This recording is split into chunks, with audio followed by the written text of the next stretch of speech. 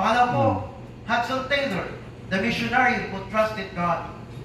Faith makes the impossible possible.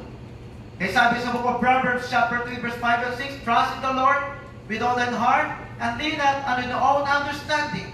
In all the ways acknowledge Him and He shall direct thy paths. Kaya pong pagtitiwala sa Panginoon, faith makes the impossible possible. Amen?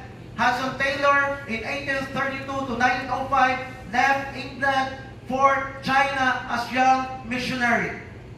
He adopted the dress and customs of Chinese people so he could better reach them with the gospel. He endured poverty, sickness, opposition, heartbreaking family losses. He trusted God completely. Mapatid sa paglilingkod natin sa buhay, hindi madali. Madali mo maglingkod sa Panginoon? Hindi. Minsan masaya tayo, may na-save na. Na-baptize na. Minsan naalagaan mo na matagal ng panahon, pag at the end of the day, aalis sa'yo. Iwanan ka, lalabanan ka. Titigil ka? Tuloy! God allowed these things sa buhay natin. Inalaw ng Diyos yung mga bitter things sa buhay natin so that pagdating ng panahon, meron tayong kwento. Ikikwento natin sa iba na ito pong pinagdadaanan. And yet, itong mga missionaries na ito, we thank the Lord for this love sa Panginoon, sa kaluluwa. Kahit po sa mga foreign missionaries po na pumunta sa bansa natin, we thank the Lord. Saan pagmamahal naabot tayo ng Ebanghelyo ng ating Panginoon. Amen.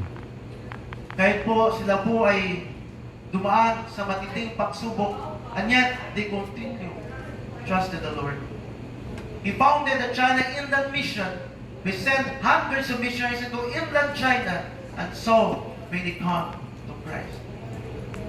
Kaya po, ito palagi sabi ni Hudson Taylor, the Great Commission is not an option to be considered. It is a command to be obeyed. And I hope na bawat churches na dito po, hindi po tayo titigil. Na ipag-pray po natin, na tayo manalangin po, na tumawag ang Diyos sa mga kalakihan po kababayan sa ating sisiya, na tumugon sa panawagan ng Panginoon. At tayo po to challenge our people to help and support missions. Amen? Amen. Kaya pwede po na tayo po ay kontento na lang sa four corners ng ating iglesia. Kaya yun po, nandun yung passion natin. And we thank the Lord, marami po missionaries po na sumuko ng buhay.